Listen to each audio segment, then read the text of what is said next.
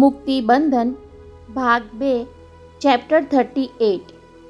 ये નથી हमारी किस्मत के विशाले यार होता। ચિત્રા જગજીતસિંહના કંઠે ગવાતી ગાલિબની એ ગઝલ રોય શેરેટન હોટલના 998 નંબરના સ્વીટમાં આડી પડીને સબીના ટેપ રેકોર્ડર પર સાંભળતી હતી ત્યાં 999 નંબરના સ્વીટને જોડતા દરવાજા પર ટકોરા પડ્યા અને એ સફાળી ઊભી થઈ ગઈ। યારના વિશાલનો તલસાટ તેની દોટમાં છલકાઈ ઉઠ્યો। વૈભવે પણ ધાર્યું ન હતું કે ઉઘડતા દરવાજામાં ઊભેલી પ્રેયસી મિલનના ઉન્માદમાં તેને જોતા જ આમ બાહુપાશમાં જકડી લેશે।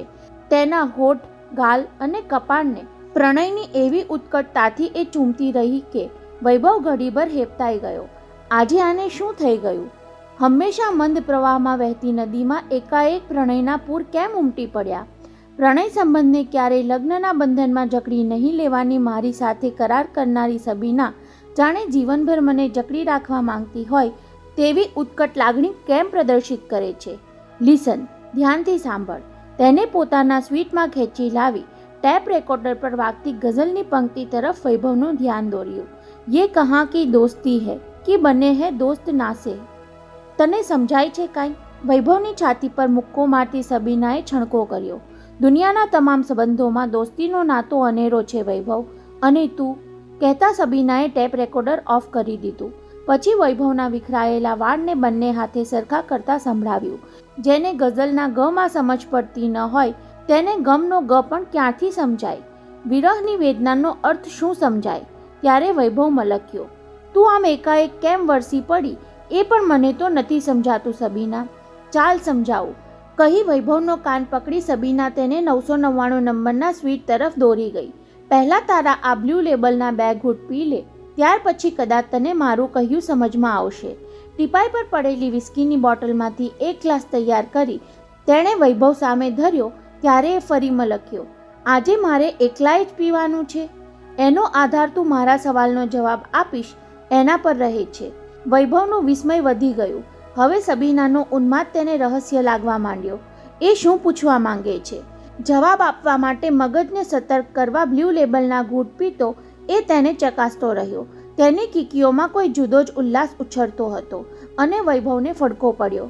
એ આટલા આનંદમાં તો જ હોઈ શકે જો માતૃત્વ પામવાનો અણસાર આવી ગયો હોય। તો શું આ મિલન અંતિમ મિલન છે એવું એ કહી દેવા માંગતી હશે? આ આખરી મિલનને ભરપૂરપણે માણી લેવા માંગતી હશે એ, અને પછી કહી દેશે કે બસ આજથી આપણે છૂટા। 2 ને બદલે મેં 4 ઘૂંટ પી લીધા છતાં તું કેમ કાંઈ પૂછતી નથી સબીના? ક્યાં હતો 4 દિવસ? પરીક્ષામાં અઘરા સવાલો પૂછાશે એવી દહેશતથી અકળાતો વિદ્યાર્થી સહેલું પેપર જોઈને હાશકારો અનુભવે તેમ મોકળાશથી હસી પડ્યો। મેં તને જવાબ આપવાનું કહ્યું હતું, દાંત દેખાડવાનું નહીં વૈભવ, કહી સબીનાએ આગળ સંભળાવ્યું। શનિવારે તે સામે ચાલીને મળવા માટે ફોન કર્યો ત્યારે મારે ના પાડવી પડી। પછી આપણી વચ્ચે રવિવારે મળવાનું પાકું થયું। એટલા ખાતર મેં બપોરના 2 થી રાતના 10ની શિફ્ટનું શૂટિંગ બદલાવીને સવારનું કરાવ્યું અને તું આવ્યો નહીં। 1 કલાક રાહ જોઈને ફોન કર્યો તો કોઈએ ઊંચકીને ફોન મૂકી દીધો। બીજી વાર રોંગ નંબર કહીને એવું જોરથી રિસીવર પછાડ્યું કે જાણે મારા કાન પર અફડાવ્યું હોય। વૈભવે તેને બોલવા જ દીધી। ત્યાર પછી સોમ અને મંગળ પણ તારા તરફથી કોઈ હિલચાલ નહીં, કોઈ સંદેશો નહીં। ત્યારે મને થયું કે તારું દિલ ભરાઈ ગયું। વચ્ચે બોલ્યા વિના વૈભવ સાંભળતો રહ્યો। એ ખટક્યું હોય તેમ સબીનાએ આક્રોશ ઠાલવી દીધો। દરેક સંબંધમાં આમ જ થતું હોય છે વૈભવ।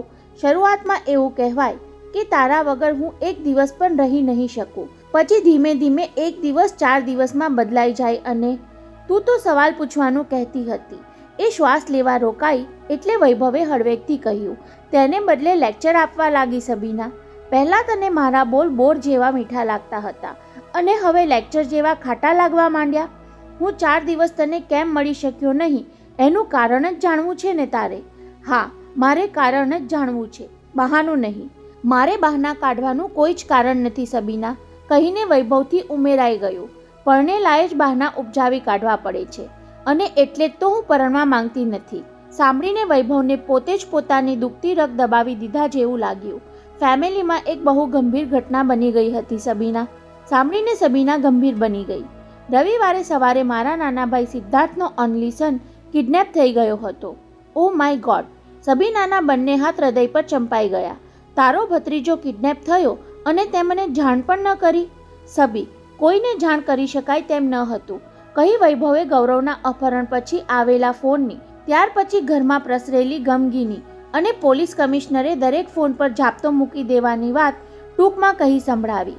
કિડનેપ કરનાર તરફથી રકમની માંગણીનો કોઈ ફોન ન આવ્યો એટલે અમે સહુ બહુ અકળાઈ ગયા હતા. પૈસા માટે અપહરણ ન કર્યું હોય તો અદાવત ખાતર આ પગલું ભર્યું હોય એવું માનવા લાગ્યા. પણ આવી અદાવત કોને હોય? કેમ, આ સબીનાને પણ હોઈ શકે. સબીના ગંભીર સ્વરે બોલી ગઈ છતાં વૈભવથી કહેવાઈ ગયું, ડોન્ટ ટોક નોનસેન્સ. તારા વિશે આવો વિચાર સુદ્ધા કોઈને કેમ આવે? કેમ, તારા ડેડી તો એમ જ માનતા હોય ને કે મારે એમની સામે અદાવત છે? સબીનાની આ દલીલનો વૈભવ ઇનકાર કરી શકે તેમ ન હતો અને પિતાને પહેલો જ શક તેના પર પડ્યો હતો એવું તેને કહી શકાય તેમ પણ ન હતું. ત્યાં સબીનાએ આગળ કહ્યું, થેન્ક ગોડ કે છોકરો સેફલી પાછો આવી ગયો.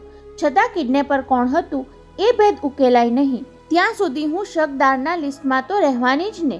અને એ ભેદ કદાચ ક્યારેય ખુલશે નહીં સબીના. મારા ડેડીએ આ વિશે પૂછપરછ નહીં કરવાની સોગંદ લીધા છે. ડેડીએ સોગંદ લીધા હશે પણ પોલીસ કમિશનર નરીમાન તો તપાસ કરવા માટે ફરજથી બંધાયેલા જ ને. એટલે આ વાત મારે તને નહોતી કહેવી જોઈતી, છતાં કહ્યા વગર રહી શકી નહીં વૈભવ. હવે સબીનાએ પોતાનો પહેલો અને વૈભવનો બીજો ગ્લાસ ભરતા ખુલાસો કર્યો. આજે બપોરે નરીમાન સાહેબ અમારે ઘેર આવી ચડ્યા હતા, એટલે કે એ વખતે તો આવી ચડ્યા હોય એમ જ અમને લાગેલું. સબીનાએ એક ઘૂંટ ભર્યો. વૈભવ ગ્લાસ ઉચક્યા વિના સાંભળવામાં એકાગ્ર રહ્યો. નરીમાનજી વર્ષોથી બાંદ્રામાં જ રહેતા.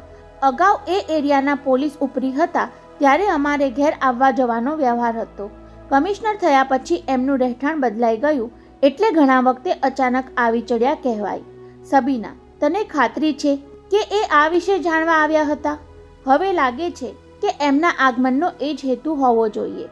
સબીનાએ બીજો ઘૂંટ લેવા રોકાઈને કહ્યું, પહેલાં પપ્પા સાથે 15-20 મિનિટ વાત કરી, પછી મારા ખબર પૂછ્યા. પપ્પાએ કહ્યું કે હમણાં જ શૂટિંગથી આવી છે. તો નરીમાનજી કહે, ઘણા વખતથી બેબીને જોઈ નથી એટલે થયું કે મળી લઉં. પપ્પાએ કહ્યું કે હમણાં એને નીચે બોલાવો. તો સાહેબ કહે નહીં, હું જ ઉપર જઈને મળી લઉં છું. પછી મને નીચેથી પપ્પાએ હાંક મારી એટલે મેં કહ્યું, હું હમણાં જ શૂટિંગમાંથી આવી છું, ડ્રેસ ચેન્જ કરી લઉં, એમને થોડીવાર પછી ઉપર મોકલજો. પણ એમણે શું કર્યું ખબર છે? શું કર્યું? બેબી ભલે અંદર ડ્રેસ ચેન્જ કરે, હું બહાર વેઇટ કરીશ એમ કહી જાણે ચોરી પકડવા માંગતા હોય તેમ ઉપર ધસી આવ્યા. બીજા 1-2 રૂમમાં લટાર મારી આવ્યા. એમના પોલીસ બૂટના અવાજ મારા કાને અફડાતા હતા. મને નવાઈ લાગી, નરીમાનજી આજે આવું કેમ કરે છે? પહેલીવાર વૈભવના હોઠ અણગમાથી વંકાયા. ચેન્જ કરીને મેં રૂમ ઉઘાડ્યો ત્યારે પણ કમિશનર ઝડપથી અંદર ધસી આવ્યા. એમને ચારે બાજુ નિરીક્ષણ કરતા જોઈને મેં પૂછ્યું, સાહેબ શું જોવો છો? તો હસીને કહે, તે મને ક્યારેય ઉપર બોલાવ્યો નથી એટલે કેમ ખબર પડે કે હિરોઈનના ઘરનું ડેકોરેશન કેવું હોય? એટલા ખાતર તો બધા ખંડમાં ફરી વળીને જોઈ આવ્યો. અરે, એ મારો બાથરૂમ જોવાનો પણ ચૂક્યા નહીં. કેમ જાણે મેં ત્યાં કંઈક સંતાડી રાખ્યું હોય. અને છતાં તું કાંઈ બોલી નહીં. મને ત્યારે ક્યાં ખબર હતી કે એ તારા ભત્રીજાની શોધમાં મારા ઘરની અનઓફિશિયલ તલાશી લેવા આવ્યા હતા. વૈભવ, આવું કાંઈ બન્યું છે એની તે મને જાણ કરી હોત તો હું કોણ જાણે એમની સાથે કેવો વ્યવહાર કરી બેઠી હોત. તો આ ડેડીનું જ કામ. એક શ્વાસે ગ્લાસ ગટગટાવી જઈ ટીપાઈ પર જોરથી પટકાવી ચીસ પાડવાની રીતે વૈભવ બોલી ઉઠ્યો. એના ચહેરા પર નશાનો ખુમાણ નહીં પણ પિતા પ્રત્યેનો ખોફ હતો. તારી શંકા સાચી છે સબીના, હું તને કહેવા નહોતો માંગતો પણ શું? રવિવારે અપહરણ થયું અને ડેડીએ ફોન કરી કમિશનરને ઘેર બોલાવ્યા ત્યારે એમણે પહેલો જ સવાલ પૂછ્યો હતો, તમને કોઈના પર શંકા જાય છે? અને તારા ડેડીએ મારા તરફ આંગળી ચીંધી દીધી. નહીં, મારી હાજરીમાં તો એ એવી હિંમત ક્યાંથી કરે? પણ કમિશનરે પૂછ્યું ત્યારે ડેડીએ મને બહાર જવાનું કહ્યું એટલે મેં સંભળાવી દીધેલું કે તમે મારી ગેરહાજરીમાં કઈ વ્યક્તિનું નામ આપવા માંગો છો એ હું જાણું છું. પછી એ ચૂપ થઈ ગયા. પણ ખાનગીમાં તો કમિશનરને કહ્યા વિના રહી ન શક્યા. કહેતો વૈભવ રોષભેર ઊભો થઈ ગયો. હું હમણાં જ ફોન કરીને એમને કહું છું કે તમે મારી સાથે બેવડી ચાલ રમો છો. નહીં વૈભવ, સબીનાએ તેનું કાંડું પકડી લીધું. જો તું આવું કરવાનો હો તો હું ક્યારેય નિખાલસપણે આવી વાત કરીશ નહીં. તારા ડેડી સાથે હિસાબ સમજી લેતા મને આવડે છે. તારે આમાં વચ્ચે પડવાની જરૂર નથી. સાંભળીને વૈભવ રોકાઈ તો ગયો, પણ એના એ છેલ્લા વાક્યે તેને વિચારમાં નાખી દીધો. સબીનાને ઘેર ઇન્કમટેક્સની રેડ પડી ત્યારે પણ એણે વચ્ચે નહીં પડવા માટે આવા શબ્દો ઉચ્ચાર્યા હતા. એનો અર્થ એ કે રેડ પાડવાનું કામ પણ ડેડીનું જ હોવું જોઈએ એવી મારી શંકા સાચી હતી. જવા દે એ વાત, કહીને હાથ ખેંચી તેને બાજુમાં બેસાડી દીધા પછી સબીના પૂછ્યા વિના રહી શકી નહીં. વૈભવ, તું હમણાં બેવડી ચાલ જેવું કંઈક બોલી ગયો, એ શું હતું? ખરેખર તો આજની મુલાકાતમાં હું તને એ જ કહેવાનો હતો, ધીરે ધીરે કહેવાનો હતો, પણ આવતા વેત તે મને જકડી લીધો અને પછી આપણે ગૌરવની વાત પર ચડી ગયા. શું કહેવાનો હતો તું મને? 1.25 મહિના અગાઉ ડેડીએ આપણા સંબંધને સ્વીકારી લીધો હતો, પરંતુ નિરાલીના લગ્ન સુધી એને જાહેર થવા નહીં દેવાની મારી પાસેથી ખાતરી માંગી લીધી હતી અને સાથે સાથે એમ પણ કહ્યું કે મારે તને ડિસેમ્બર એન્ડ પહેલાં જાણ કરી દેવી કે આપણે પરણીએ તેમાં ડેડીનો કોઈ વિરોધ નથી. ડિસેમ્બર એન્ડ પહેલાં? હા સબીના, અને આજે 25 ડિસેમ્બર થઈ એટલે હું તને એક ખુશખબર આપવા આવ્યો હતો. જોકે 4 દિવસ પહેલાં મળ્યા હોત તો ત્યારે જ કહી દીધું હોત, પણ ગૌરવના કિડનેપિંગને કારણે સમસમીને બેસી રહ્યો હતો. પરંતુ તેના છેલ્લા વાક્યો સબીનાએ કાને ધર્યા ન હતા. એ તો ડિસેમ્બર એન્ડ પહેલાંના જ વિચારે ચડી ગઈ હતી. ઇન્કમટેક્સની રેડ પછી પોતે વિરાણી શેઠને ધમકી આપી હતી કે 91મું વર્ષ પૂરું થાય ત્યાં સુધી હું વળતો ઘા નહીં કરું, પણ 92ના નવા વર્ષના દિવસે તમારા સ્વિસ બેંક એકાઉન્ટનું કૌભાંડ જાહેર કરી દઉં એ ઘા ઝીલવા તૈયાર રહેજો. તું શું વિચારે ચડી ગઈ સબીના? છતાં એ વિચારતી જ રહી. એનો અર્થ એ કે વૈભવના ડેડી બેવડી નહીં પણ ત્રેવડી ચાલ રમી રહ્યા છે. મારી સાથેનો સંબંધ સ્વીકાર્ય છે એવું વૈભવ મને ડિસેમ્બર એન્ડ પહેલાં કહી દે તો હું વળતો ઘા કરવાનું માંડી વાળું અને ત્યાં સુધીમાં તેમની દીકરીના લગ્ન સુખરૂપ ઉકલી જાય. સબીના, તું કેમ કાંઈ બોલતી નથી? હું શું બોલું વૈભવ? તેણે મનમાં વિચારને ઝડપથી સંકેલી લઈ વૈભવને જ ટપાર્યો. આપણી વચ્ચે નક્કી થઈ ચૂક્યું છે કે દોસ્તીનો આ સંબંધ ક્યારેય લગ્નના બંધન સુધી પહોંચવાનો નથી. છતાં તારા ડેડીએ સંમતિ આપી તેથી તું ખુશ કેમ થઈ ગયો? સાચે સાચ સબીના નારાજ થઈને બોલતી હતી. વૈભવ, તારા મનમાં ઊંડે ઊંડે પણ એવો ખ્યાલ હોય કે પ્રેગ્નન્ટ થયા પછી હું પરણવાની હા પાડી દઈશ તો? Leave it Sabina. અણગમતી ચર્ચા અટકાવી દઈને વૈભવ મિલનની મજા મારી નાખવા માંગતો ન હતો એટલે વાત પડતી મૂકવા કહ્યું. જ્યારે જે થવાનું હશે તે થશે. Let's enjoy the precious moment. ચાલો આપણે અત્યારની અણમોલપણો માણી લઈએ. જો તું પ્રોમિસ પાડવાનો હોત તો જ. પાડીશ સબીના, બાપના બોલથી પાડીશ. કહ્યા પછી તરત સુધારી લીધું. એટલે કે મારા અને તારા બાળકના બાપના બોલથી પાડીશ. મારું અને તારું બાળક નહીં વૈભવ. તેણે શિફતતાથી સુધારો કર્યો. માત્ર મારું જ બાળક. ઓકે, કહીને તેણે સબીનાને પ્યારથી નજીક ખેંચી. છતાં તારે મારી એક રિક્વેસ્ટ તો માન્ય રાખવી જ પડશે સબી. કેવી રિક્વેસ્ટ વિભુ? એકવાર, ફક્ત એકવાર મને તારા બાળકનું મોં જોવાની છૂટ આપજે અને એના બર્થના ન્યૂઝ પણ સૌપ્રથમ મને આપજે.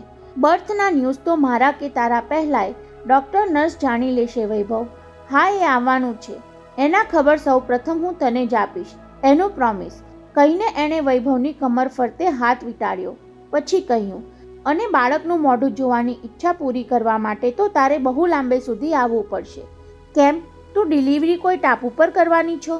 એમ તો આ મુંબઈ પણ ટાપુ જ કહેવાય વૈભવ, પણ આવા જ બીજા એક ટાપુ પર મારું બીજું પિયર આવેલું છે. બીજું પિયર? ભૂલી ગયો તું? એકબીજાને વધુ નિકટ લાવનારા દિવસોની યાદ તાજી થતાં જ સબીનાની કાયામાં ઉત્તેજના પ્રસરવા લાગી. હોંગકોંગમાં સરદાર તેજાસિંગે કહ્યું હતું, તું મારી બેટી જેવી છો, જરૂર પડે ત્યારે મને યાદ કરજે. એટલે કે અમારી ફ્લોટિંગ હોટેલના પાર્ટનર તેજાસિંગે તારું બીજું પિયર એમને કહી વૈભવે લાડથી તેના ગાલ પર ચૂંટી ખણી લીધી. કમાલ છે સબી, હજુ બાળકના આગમનનું ઠેકાણું નથી ત્યાં તે ડિલિવરીનું ઠેકાણું ફિક્સ કરી નાખ્યું. એ હિસાબે તો આપણું બાળક, સોરી તારું બાળક નવી નવાઈનું ગણાય. ટોણા મારવાની જરૂર નથી વૈભવ. બનાવટી નારાજગી દર્શાવતી સબીનાએ આદત મુજબ તેની છાતી પર મુક્કો મારીને સંભળાવ્યું. પ્રત્યેક માતાને તેનું બાળક નવી નવાઈનું જ લાગતું હોય છે. તેમાં મારું બાળક તો મારા ઉપરાંત સામાજિક દ્રષ્ટિએ પણ નવી નવાઈનું હશે, કારણ કે એક કુંવારી માતાની કુખે અવતાર લેવાનું છે. તો એ અવતારી બાળકના દર્શન માટે હું પણ એડવાન્સમાં જ હોંગકોંગની ટિકિટ બુક કરાવી લઉં ને. બનાવટી અધીરાઈ દાખવવાની જરૂર નથી મિસ્ટર. એ પ્રસંગ જેટલો મોડો આવે એ જ તારા લાભમાં છે. એમ? હા એમ. સબીનાએ તેને વાસ્તવિકતાની યાદ અપાવી. એ ઘડી નજીક આવી પહોંચશે ત્યારે આપણે બંને એકબીજાથી ઘણા દૂર થઈ ગયા હોઈશું. એની કોને ખબર છે. વાસ્તવિકતા સ્વીકારવા તૈયાર ન હોય તેમ વૈભવના મનની વાત હોઠે આવી ગઈ. ત્યાં સુધીમાં કંઈક એવું બની જાય કે આપણે ક્યારે એકબીજાથી દૂર જ ન થઈએ તો. તું વચનભંગ કરવાની દાનત મનમાં પાડતો હો વૈભવ, કહેતા સબીનાએ તેનાથી અલગ થવા જોર અજમાવ્યું. તો આપણે અત્યારે જ એકબીજાથી દૂર થઈ જઈએ બસ. પરંતુ વૈભવે તેને એવી જકડી રાખી કે સબીનાનું જોર મિથ્યા પુરવાર થયું. અને કુદરત જ્યારે જોર અજમાવે છે ત્યારે માણસ માત્રના મનસૂબા મિથ્યા નીવડે છે. એની એ બેમાંથી કોઈને ક્યાં ખબર હોય. જય જિનેન્દ્રભાઈ. દિવાનખંડમાં દાખલ થતા રતનબાએ નરવા અવાજે પોતાના આગમનની જાણ કરી ત્યારે એમને અચાનક આવી ચડેલા જોઈ ભવાનજીભા સુખદ આંચકા સાથે ઊભા થતા સામે લેવા ગયા. જય શ્રી કૃષ્ણ બહેન. પુષ્ટિ માર્ગી રતનબા તેમને મળતા જય જિનેન્દ્ર કહે અને જૈન ધર્મી ભવાનજી શેઠિયા રતનબાને જોતા જય શ્રી કૃષ્ણ કહે એવું કંઈક આપોઆપ ગોઠવાઈ ગયું હતું. એકવાર આ અંગે કોઈએ કુતૂહલ દર્શાવ્યું ત્યારે ભા બોલી ઉઠ્યા હતા. સામી વ્યક્તિના ઈષ્ટદેવનું નામ આપણા મુખેથી સાંભળીને ધર્મનો ભેદભાવ વિસરાઈ જાય છે અને દરેક ધર્મ આખરે તો એક જ સિદ્ધાંત પર રચાયેલો છે એનું સતત ભાન થયા કરે છે. જોકે સાંભળનારના ગળે આ ફિલસૂફી ઉતરી નહોતી એ વાત જુદી છે. અરે વાહ, તમે તો બંને જોડિયા જમાઈને પણ સાથે લઈ આવ્યા છો ને. ઊંચાઈ કદ અને ચહેરા મોહરે સાવ સરખા દેખાતા રાજન સાજનને રતનબાની પાછળ જોઈ ભવાનજીભાની આંખો ઠરી હોય તેમ ઉમળકાભેર બંનેને આવકાર્યા. Welcome young man. આવતીકાલે બંને વિધિસર જમાઈ બનવાના છે એટલે ઓળખાણ કરાવવા તમારી પાસે લઈ આવી, કહી રતનબા સોફામાં ગોઠવાયા. તમે તો જાણો છો ભાઈ, સોનલ રૂપલના લગ્ન સાવ સાદાઈથી કરવાના છીએ એટલે તમને કે દેવકીને બોલાવી શક્યા નથી, કહીને બંને જમાઈ સામે મીઠું હસી લેતા ઉમેર્યું. જમાઈઓની જીત સામે આપણું શું ચાલે કહો જોઈએ. પરંતુ તમે મને એ કહો જોઈએ રતન બહેન, આમાં રાજન કોણ અને સાજન કોણ એ ઓળખવા કઈ રીતે? ત્યારે રતનબા મલક્યા. દીકરીઓ તો પોતપોતાના માણસને પગલા પરથી પારખી લે છે પણ અમારે ઓળખવા માટે હાથની નિશાની રાખવી પડી છે. હાથની નિશાની? હા ભાઈ, અત્યારે તમારી સામે બેઠેલા બેવને જરા ધારી ધારીને જુઓ. ખુરશીમાં લગોલગ બેઠેલા રાજન સાજનને ભવાનજીભાઈએ ધારી ધારીને જોઈ લીધા છતાં ભેદ પામી શક્યા નહીં એટલે રતનબાએ ફોડ પાડ્યો. જમણો હાથ કોટના ખિસ્સામાં રાખ્યો છે એ અમારી સોનલનો રાજન અને ડાબો હાથ ખિસ્સામાં રાખીને બેઠેલો રૂપલનો સાજન. આમ તો ગમ્મત કહેવાય. ભવાનજીભા મરક મરક થતા બંનેને જોઈ રહ્યા. તો એ બિચારાએ આખો દિવસ ખિસ્સામાં હાથ રાખીને જ તમારી પાસે બેસી રહેવું પડતું હશે. વડીલ, કોટ પહેર્યો હોય ત્યારે તો એમાં બહુ તકલીફ પડતી નથી, રાજાને ગમ્મતને વડ ચડાવતા કહ્યું. ખરી મુશ્કેલી તો પેન્ટના ખિસ્સામાં હાથ રાખીને બેસી રહેવું પડે ત્યારે થાય છે. અને એની એ વાત પર બંને વડીલો ખડખડાટ હસી પડ્યા. અરે પણ તમારી દેવકી કેમ દેખાતી નથી? સવારના પહોરમાં ક્યાં ઉપડી ગઈ? નોકર લાલજી પાણીના પ્યાલા લઈને આવ્યો એટલે રતનબાએ આજુબાજુ ગોઠવેલી ફૂલદાનીઓ જોતા પૂછ્યું. અને આજે તમારા ઘરની રોનક પણ કંઈક જુદી જ લાગે છે. કોઈ આવવાનું છે કે શું? ત્યારે ભવાનજીભાઈએ ભારમાં હસી લીધું અને નોકર પાણીના ગ્લાસ લઈને પાછો ફર્યો એટલે મલકતા બોલ્યા. દેવકી એને જ લેવા ગઈ છે. એને એટલે? પૂછતા પૂછતા મગજનો ઝબકારો થયો હોય તેમ રતનબા બોલી ગયા. સમજી ગઈ. 1 મહિનાથી છોકરીના લક્ષણ પરથી લાગતું જ હતું કે તમારા માથા પરનો બોજો હળવો કરવાની કંઈક પેરવી કરી રહી લાગે છે. તમે મારી જેમ ધારી લીધું પણ દેવકી મોઢેથી બોલતી નથી કે એ કોણ છે, વારે વારે કોને મળવા જાય છે અને અત્યારે કોને ઘેર લઈ આવવા માટે સવારથી નીકળી પડી છે. વડીલોને ચમકાવવામાં આજના જુવાનીઓને મોજ પડતી હોય છે, કહી તેમણે બંને જમાઈ તરફ નજર કરી. આ રાજન સાજન પર ક્યારેય ખોટા હાથ ખિસ્સામાં રાખીને અમને ચમકાવી દેતા હોય છે. ત્યાં સુધીમાં રતનબા માટે છાશ અને પેલા બંને માટે ચા લઈને લાલજી આવ્યો એટલે રતનબાએ થેલીમાંથી કંકોત્રી કાઢીને ભવાનજી શેઠિયા સામે ધરી. લો, નિરાલીના લગ્નનું નોતરું આપવા ખાસ આવી છું. ઉદ્યોગપતિ વિરાણીની મોટા કદની સુશોભિત લગ્ન પત્રિકા હાથમાં લેતા ભવાનજી શેઠિયાની આંગળીઓ સહેજ ધ્રુજતી દેખાઈ. ફેશન શોમાં નિમંત્રીને ઈશ્વરલાલ વિરાણીએ કરેલી બેઇજ્જતીની ઘટનાનો કડવો સ્વાદ જીભે આવી ગયો. થોડી વાર પછી કવર ઉપરનું લખાણ વાંચીને કહ્યું, તમારા દીકરાએ સહકુટુંબ નોતરું આપ્યું છે, પણ કુટુંબમાં તો મારા અને દેવકી સિવાય ત્રીજું છે જ કોણ? કેમ વળી? અત્યારે આવનાર સાથે પાકું થઈ જાય તો 2 ના 3 પણ થઈ જાઓ ને. શુભેચ્છાના સ્વરે રતનબા બોલી ગયા. તો નિરાલીના લગ્નમાં ભાવિ જમાઈને લઈ આવવો જ પડશે તમારે. તમારા મોંમાં ઘી સાકર બહેન. તમારા પગલાં શુકનિયાળ છે એ નક્કી. બોલતા બોલતા એ જ લાગણીવશ બની ગયા. બાકી ચંદ્રપ્રભાને ખોટે ઠેકાણે પરણાવીને દુખી કરી નાખી હતી એ ગુનો તો ઉપરવાળો પણ માફ નહીં કરે. બોલતા એમની કીકીઓમાં સહેજ ભીનાશ આવી ગઈ. એટલે જ મનમાં ગાંઠ વાળી લીધી છે બહેન. દેવકી પસંદ કરીને લઈ આવશે એને ખરા અંતઃકરણથી આશીષ આપીશ. વાતાવરણમાં કરુણા પ્રસરી ગઈ એટલે રતનબા છાશનો પ્યાલો પૂરો કરી તો અમે જઈએ કહેતા ઊભા થઈ ગયા. રાજન સાજને ઊભા થઈ વડીલને પ્રણામ કર્યા. એ બંનેની પીઠ થાબડી ભવાનજીભાઈએ વહાલ વરસાવતા કહ્યું, સુખી થાજો એવા આશીર્વાદ તો તમે બંને સજોડે આવશો ત્યારે આપીશ જ. એટલે અત્યારે તો તમારા બંનેની કારકિર્દીને ધ્યાનમાં રાખીને શુભેચ્છા આપું છું. દેશ માટે જે કાંઈ કાર્ય કરો તેમાં ફતેહ પામો. શુભેચ્છા બદલ બંને ભાઈઓ થેન્ક્સ કહીને મલક્યા. જોકે જતાં જતાં રાજન ગીડવાણીને ઉભરો ઠાલવવાની ઈચ્છા થઈ આવી કે વડીલ, દેશ માટે કાંઈક કરી છૂટવા ખાતર તો અમે હોંગકોંગનું સાહેબી ભર્યું જીવન તજી દેવા તૈયાર થયા છીએ. પરંતુ અહીં થોડા દિવસમાં મને જે અનુભવો થયા એ જોતા લાગે છે કે દેશ સેવાને નામે ભ્રષ્ટાચારમાં રાચનારા રાજપુરુષો જ અમને અહીં ટકવા નહીં દે. એવા હતાશાભર્યા મનોભાવને વાચા આપ્યા વિના રાજન ગીડવાણી સૌથી છેલ્લે બહાર નીકળી ગયા પછી ઈશ્વરલાલ વિરાણીની નિમંત્રણ પત્રિકા પર ભવાનજીભા નજર ફેરવી ગયા. દુશ્મનને ત્યાં પણ દીકરીના લગ્ન હોય ત્યારે માણસના મનમાંથી થોડીવાર પૂરતી કટુતા ઓસરી જાય છે. ભવાનજીભાઈએ મનોમન નક્કી કરી લીધું કે ઈશ્વરલાલે ભલે મારી સાથે ગમે તેવો વ્યવહાર દાખવ્યો, પરંતુ તેની દીકરીના લગ્નમાં તો જવું જ જોઈએ. વિચાર કરતાં કરતાં ઊભા થઈને તેમણે બહાર દરિયા તરફ નજર નાખી.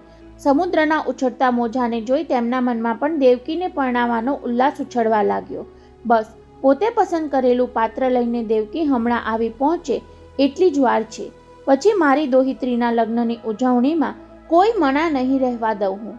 બહાર શું જોઈ રહ્યા છો નાનાજી? મધુર ટહુકો કાને પડતા જ તેમણે ઉત્સાહભેર પીઠ ફેરવી. તું આવી ગઈ કહેતા ભા આતુર દ્રષ્ટિથી તેની આસપાસ જોવા લાગ્યા. પણ દેવકીને એકલી જ ઊભેલી જોઈને દ્રાસકો પડ્યો હોય એમ પૂછ્યું, તારી સાથે કોઈ કેમ દેખાતું નથી દેવકી? પૂછતા પૂછતા એમનો અવાજ તડાવા લાગ્યો. તું કોઈને લેવા ગઈ હતી ને? એ નહીં આવ્યો? આવ્યો છે ને, દેવકીએ ધરપત આપી. હું એમને સીધી 2nd ફ્લોર પર લઈ ગઈ હતી મારો રૂમ દેખાડવા. એમ? નાનાજીએ મૂછમાં હસતા કહ્યું. તારા રૂમમાં એને શું દેખાડ્યું તે? મારી માની છબી. વાહ! ભવાનજીભાના ઉદ્ગારમાં લાડનો રણકો હતો. એટલે કે નાનાને મળતા પહેલા તારી માની છબી સાથે એની ઓળખાણ કરાવી. કાંઈક એવું જ. તો પછી એને એકલા મૂકીને તું નીચે કેમ આવી ગઈ? કહીને દેવકીને શરમાવી દેવા ઉમેર્યું કે પછી એ માણસને મારી સામે લાવતા ક્ષોભ થાય છે. કદાચ આ ભવાનજીભા તેને દરવાજેથી જ જાકારો આપી દેશે એવું તો એ માનતો નથી ને? એવું જ માને છે એ. દેવકીએ ધડકતા દિલે કહ્યું. કદાચ તમારી કસોટીમાંથી એ પાર નહીં ઉતરે તો? અરે દીકરી, તારી કસોટીમાંથી પાર ઉતર્યા પછી તેને નાપાસ કરનાર હું કોણ? તારી પરખ પર મને સંપૂર્ણ વિશ્વાસ છે દીકરી. પથ્થર અને હીરાનો ભેદ તું બરાબર પારખી શકે છે. જા, જઈને જલ્દી લઈ આવ. કહેતા એમણે બાજુમાં પડેલી આખી ફૂલદાની ઉચકી લીધી. જો, ફૂલોથી એનું સ્વાગત કરવા માટે હું તૈયાર ઊભો છું. હજુ તો એ જ શબ્દ ઉચ્ચારાય છે ત્યાં ઉંમરે આવીને ઊભેલી વ્યક્તિને જોતા જ ભવાનજીભા શેઠિયાના મુખ પર આકાશી વીજળીની ત્વરાથી ભાવ પલટો આવી ગયો. તેમના દાંત પીસાયા, જડબા ભીસાયા અને સહેવાતું ન હોય તેમ ત્રાડ પડાઈ ગઈ. દલીચંદ તું? હા સસુરજી. ત્યાં સુધીમાં ભવાનજીભા ક્રોધથી રાતાપીળા થઈ ચૂક્યા હતા. ખબરદાર, જો મને ગુજરી ગયેલા કોઈ સંબંધોથી બોલાવ્યો છે તો. પછી દેવકી પર ભભૂકી ઉઠ્યા. તું આને લઈ આવવા માટે ગઈ હતી? આ દુરાચારી વ્યભિચારી દારૂડિયાને? નાનાજી, હવે એ એવા નથી રહ્યા. છઠ! દેવકીના બચાવને ધુતકારી કાઢવાની ઢબે બોલીને ભવાનજી શેઠિયાએ દલીચંદ પર ક્રોધ ભભૂકતી નજર માંડી. ફેશન શોની પાર્ટીમાં જોયો હતો એના કરતાં દલીચંદ અત્યારે સુઘડ દેખાતો હતો. ચીમડાયેલા ચહેરાને બદલે તાજગીથી તેનું મુખ તકતકતું હતું. સફારી સૂટ એના પર શોભતો હતો અને એની આંખો પણ હવે હું પહેલાં જેવો નથી રહ્યો એવું કહેતી હોવાનો ભાસ થતો હતો. પરંતુ ભવાનજીભા એમ ભરમાઈ જવા માંગતા ન હતા. હવે એ પહેલાં જેવા નથી રહ્યા એ તારો ભરમ છે દેવકી. પથ્થરને હીરો માની લઈ એને તું અહીં લઈ આવી. ક્રોધથી તેમને હાફ ચડતી હતી છતાં એ દોહિત્રીને સંભળાવતા રહ્યા. સારા કપડાં પહેરવાથી માણસનું ચારિત્ર સુધરી જતું નથી. તને ખબર છે આ અધમ માણસે તારી માં અને મારી દીકરી પર કેવા કેવા અત્યાચાર ગુજાર્યા છે? શું તને જાણ નથી કે મેં લાડકોડથી ઉછરેલી દીકરી આને સોંપી અને આ નરાધમે એ બિચારીની હરીભરી જિંદગીને કેવી વેરાન બનાવી નાખી? અરે હજુ 1.5 મહિના અગાઉ પાર્ટીમાં આ માણસને પશુની જેમ લથડતો, ગમાણની જેમ દારૂના નશામાં બબડતો અને તારા આ નાનાની આબરૂને લૂંટતો તે જોયો હતો. છતાં કહેતા ભવાનજીભા આક્રોશ વ્યક્ત કરવા માટે શબ્દો ઓછા પડતા હોય તેમ બંને હાથમાં ઉચકેલી આખી ફૂલદાની દલીચંદ પર ઉછાળીને બરાડી ઉઠ્યા. જા, મારી નજર સામેથી ચાલ્યો જા. સમય સૂચકતા વાપરી દલીચંદે શશુરનો ઘા તો ચૂકાવ્યો, પણ ફરસ પર પછડાઈને દળવા લાગેલી પિત્તળની ફૂલદાનીના કર્કશ અવાજમાં ભવાનજી શેઠિયાના ક્રોધનો પડઘો થોડીવાર સુધી કાને અફળાતો રહ્યો. દેવકી સમસમીને નાના સામે જોવા લાગી. અદા, તમે 2.5 મહિના અગાઉની વાત કરો છો, પણ 1.25 મહિના પહેલાં મેં એમને એવી જ બદતર હાલતમાં દારૂના નશામાં ચકચૂર જોયા હતા. તમને અત્યારે જાગે છે એવો ધિક્કાર ત્યારે મને એમના પ્રત્યે ભભૂકી ઉઠ્યો હતો. તો પછી એના પર એકાએક દયા કેમ જાગી ઉઠી? બંને હાથની મુઠ્ઠી દ્વારા ગુસ્સો ઉછાળતા એ પૂછતા હતા કે પછી બદમાશે તારામાં દયા જગાડવાની કોઈક તરકીબ અજમાવી અને તું પીગળી ગઈ? નહીં અદા, ત્યારે તો હું એને સજા ફટકારવા માટે છેક ભાયંદરથી ઉંચકી લાવી હતી. પણ શું? મને સમજાયું કે જેના પણ એણે અત્યાચાર ગુજાર્યા હતા, અમાનુષી જુલ્મો વરસાવ્યા હતા, એ મારી માએ જો એને માફ કરી દીધા હોય તો પછી એમને ધિક્કારવાનો આપણને કયો અધિકાર છે? કોણે કહ્યું કે તારી માએ એને માફ કરી દીધો છે? મારી માં પોતે કહે છે. હે? ભવાનજીભા ભડકી ગયા. દેવકી, મારે તારો કોઈ બકવાસ નથી સાંભળવો. મારો બકવાસ ભલે ન સાંભળો, પણ મારી માં શું કહે છે એ તો તમારે સાંભળવું છે કે નહીં? કહી તેણે ખભે લટકેલા થેલામાંથી માની ડાયરી કાઢીને તેમની સામે ધરી. તો લો, વાંચી લો.